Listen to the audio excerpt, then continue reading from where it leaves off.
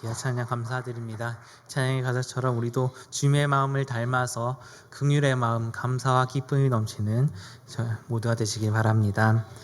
오늘 말씀 제목을 스포일러를 즐기다라는 제목으로 정해보았습니다. 여러분들 혹시 스포일러라고 아시나요? 네, 스포일러를 또 좋아하시나요? 스포일러는 영화나 애니메이션 또는 소설 등의 줄거리나 핵심 내용, 또 반전 요소, 결말 등을 미리 밝히는 행위를 말합니다. 보통 다음 장면을 알지 못하는 데서 느끼는 긴장감이 그게 몰입하게 만들어주는데, 그 순간에 누군가 저 사람 죽어, 저 사람 때문에 큰일이 일어나, 그렇게 말을 한다면 갑자기 짜증이 나죠. 네, 영화관에서 자주 뒷사람이 말해서 당하기도 했는데요. 네, 스릴러물이나 공포 영화나 그런 추리극 등에서 그런 스포일러를 갑자기 당하게 되면 참으로 분노와 짜증이 일어나게 마련입니다. 스포일러는 망치다라는 영어 단어인 스포일에서 유래되었다는 사실이 이를 알려줍니다. 그런데 유독 스포일러를 즐기는 사람들도 있습니다. 네, 영화관에서 갑자기 당하는 것은 저도 싫지만 저도 영화를 먼저 본 유튜버들이 한 주, 두 주 뒤에 개봉한 지 한 주, 두 주 뒤에 스포일러를 포함한 리뷰 영상을 올려요. 그런 것들 저는 즐기는 편이에요. 소개도 하면서 그 영화의 평가를 좀 내려주고 어떤 것이 좋고 어떤 것이 나빴는지까지 상세하게 알려줍니다. 때로는 그것 때문에 줄거리까지 다 드러나기도 하는데, 미리 결말을 보고 영화를 본다면 흥미가 조금 떨어질 수도 있지만, 그만큼 평온한 상태에서 쉽게 지나칠 수 있는 것들도 다시 더 자세히 볼 수 있고 작은 부분까지 즐길 수 있는 장점이 있기 때문에 이런 유튜버들의 영상을 저는 많이 보고 영화를 보러 갑니다. 특히 공포에 약한 사람들이라면 이런 스포일러를 조금 들은 다음에 마음에 준비를 하고 영화를 본다면 예방책이 되기도 하지요. 그리고 결말이 해피엔딩임을 알고 봤을 때 그 전까지 계속 슬픈 장면이 계속 이어진다고 해도 주인공이 고통을 받는다고 해도 어차피 잘 될 거야 라는 생각으로 편안한 마음으로 편안한 시선으로 즐길 수 있게 됩니다. 이런 의미로 볼 때 우리 성경책은 스포일러로 가득한 책이다 할 수 있겠습니다. 성경의 처음과 끝, 창세기부터 요한계시록까지 성경은 온통 우리 주님께서, 우리 예수님께서 모든 사망 권세를 이기셨고 또 그분을 믿는 성도들 또한 결국 승리할 것이라는 하나님의 약속이 담긴, 그 약속하신 해피엔딩이 담긴 책이기 때문이에요. 그 중에서 우리 오늘 살펴보는, 또 이번 달에 우리 함께 필사로 살펴볼 요한계시록은 이 스포일러의 절정을 이루고 있는 책이라 할 수 있겠습니다. 네. 요한계시록은 그다지 인기 있는 책은 아닙니다. 알 수 없는 상징들, 낯선 비유들이 가득하기 때문입니다. 또 종말에 대한 비밀스러운 예언이 가득히 담긴 책, 어려운 책, 또 가까이 하면 안 되는 책이라는 인식이 있지요. 특히 이단들이 이 어려운 것을 쉽게 풀이해 준다고 해서 그것에 대한 경계 때문에 오히려 더 우리는 잘 어렵게 느껴지고 또 함부로 대해서는 안 된다고 느껴지는 책이기도 합니다. 그런데 사실 알고 보면 우리 요한계시록은 따뜻한 위로와 격려가 담긴 편지입니다. 계시록을 기록한 당시의 상황이 오늘 말씀 가운데 나타나 있습니다. 9절 말씀입니다.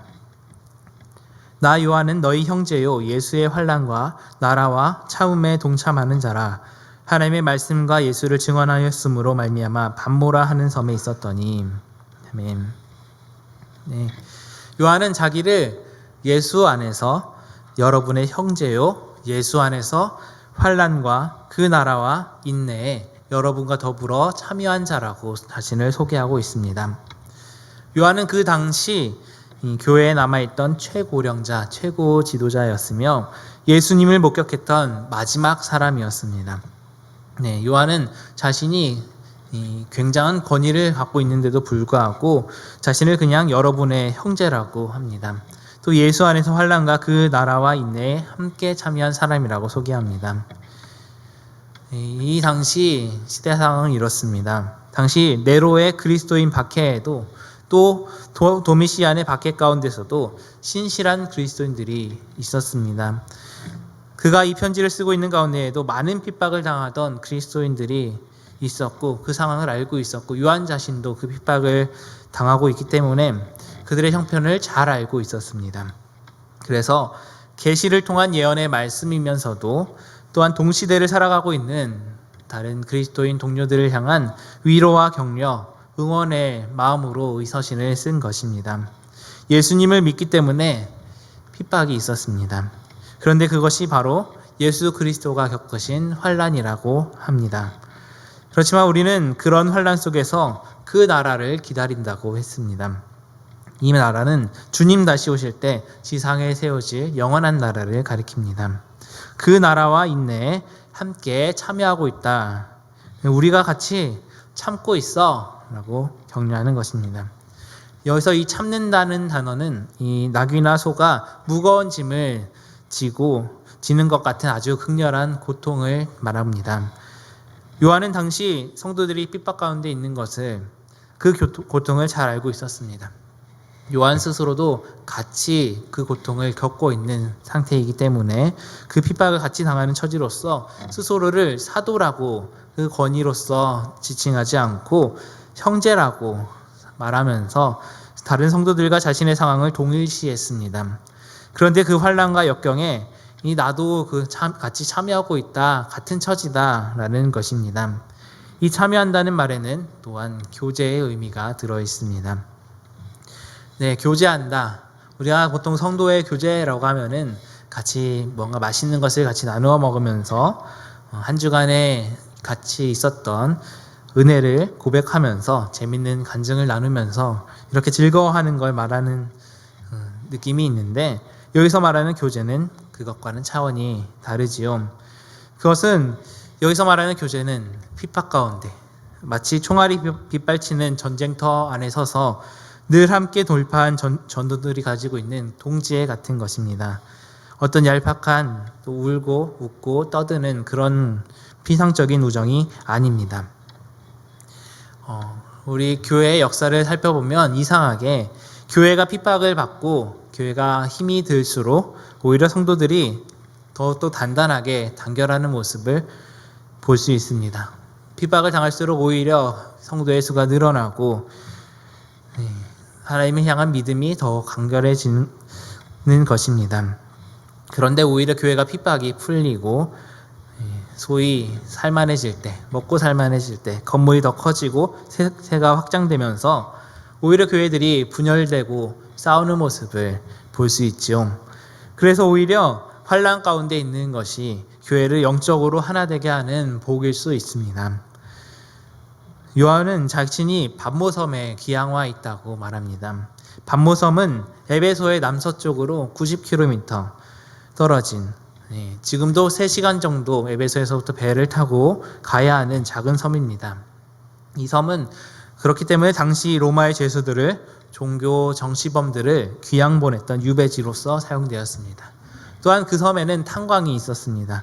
그래서 유배온 죄수들을 이 탄광에서 중노동을 시켰습니다. 아마 90세에 넘는 나이에 요한도 여기서 1년 반 동안 중노동을 하면서 유배 생활을 했을 것으로 여겨집니다. 한편으로는 참으로 섭섭한 마음이 들었을 수도 있겠습니다. 요한이 누구인가요? 예수님께서 가장 사랑하시는 제자 중에 한 사람 아닙니까? 네, 12제자 중에서도 가장 사랑하시는 제자로 가장 사랑받았던 제자였고 또 예수님의 어머니 마리아도 수십 년 동안 돌봐드렸습니다. 그렇다면 그 어머니 마리아가 돌아가시고 나면 하나님께서 요한의 집에 고속도로를 뚫어주셔서 집값이 몇백 배 뛰게 해주신다든지 50억 100억의 보상을 해주신다든지 그런 보상이 있어야 되지 않을까요?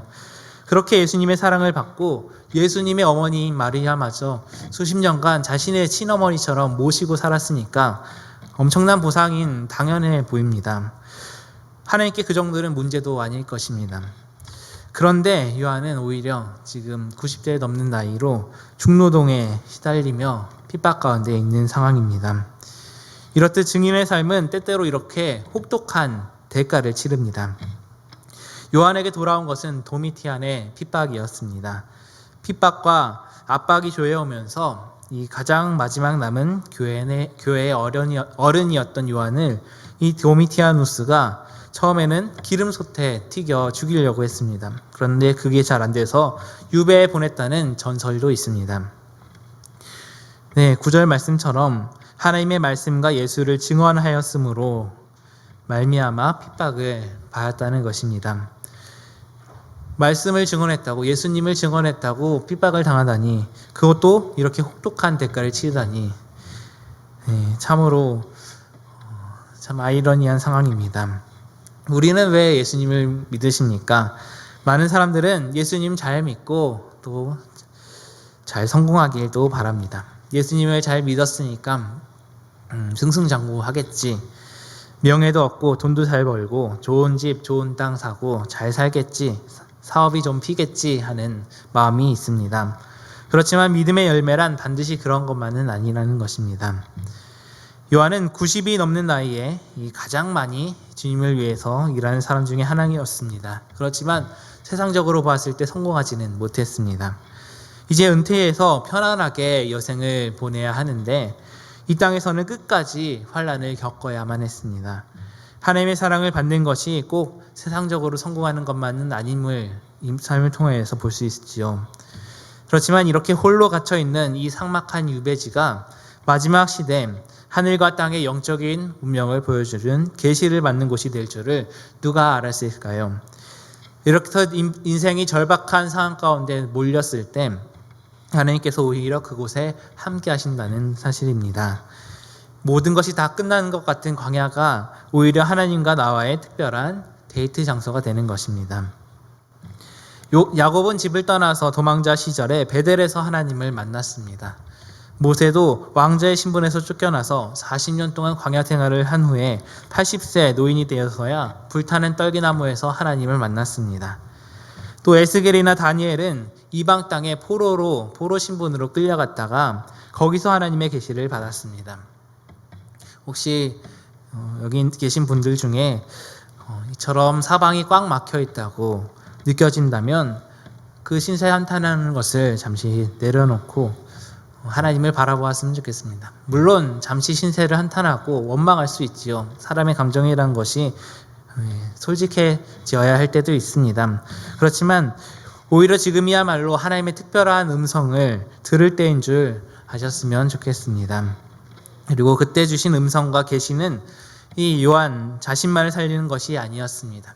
편지를 통해서 이 전 초대교회에 뿌려짐으로써 당시 로마의 핍박으로 절망감으로 죽어가던 당시 초대교회 성도들 전원을 살려내는 엄청난 소망의 메시지가 되었습니다.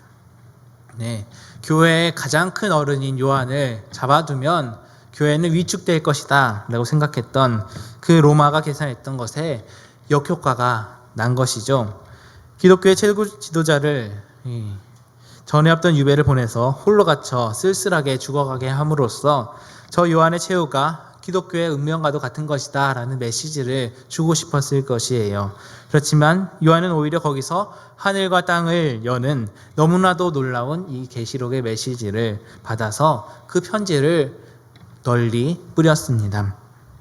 그 편지를 받고 나서 이제 우리는 끝났는가 생각했던, 죽을 것 같았던 초대교회들이 새로운 힘을 얻고 새로운 사명감을 가지고 새로운 희망으로 다시 살아나게 된 것입니다. 또한 요한 자신도 도미티안의 죽음 이후 유배지에서 다시 돌아와서 마지막 남은 인생을 이 초대교회를 격렬하고 살리는 일에 바치게 되었습니다. 네, 이것이 하나님의 놀라운 반전입니다. 하나님께서는 다 끝났다고 생각되는 그 상황에서도 말씀으로 우리를 살려주십니다. 그리고 우리뿐만이 아니라 우리를 통해서 우리 주변에 있는 많은 사람들에게 살려주시는 분이십니다.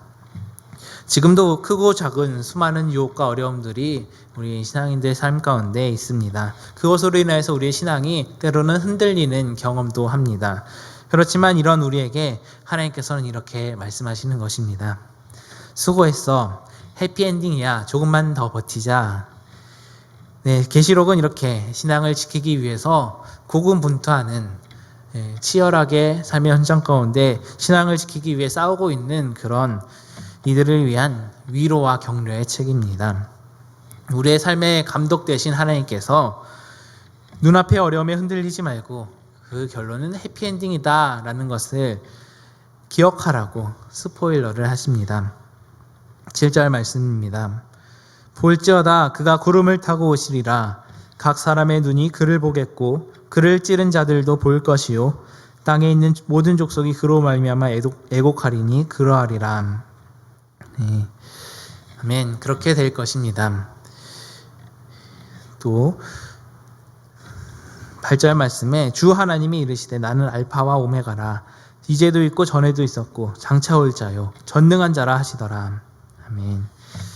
네, 지금도 계시고 전에도 계셨고 앞으로도 오실 전능하신 주 하나님께서 나는 알파요 오메가다 라고 말씀하십니다. 이렇게 약속대로 예수님께서 다시 오셨고 지금도 함께 계시고 또 앞으로도 함께 계실 것이라는 사실은 우리가 기꺼이 이 믿음을 선택할 수 있는 용기를 주는 것입니다. 성경은 이 스포일러를 최대한 많은 사람에게 전파하라고 하십니다. 1절 말씀 예수 그리스도의 계시라. 이는 하나님이 그에게 주사 반드시 속히 일어날 일들을 그 종들에게 보이시려고 그의 천사를 그 종 요한에게 보내어 알게 하신 것이라. 또 3절 말씀 이 예언의 말씀을 읽는 자와 듣는 자와 그 가운데에 기록한 것을 지키는 자는 복이 있나니 때가 가까움이라. 아멘. 네. 혹시 우리가 신앙을 지키기 어려운 상황 가운데 있는 사람이 있으신가요? 믿음의 갈등을 겪고 있다면 하나님께서 예비하시는 이 해피엔딩을 기억합시다.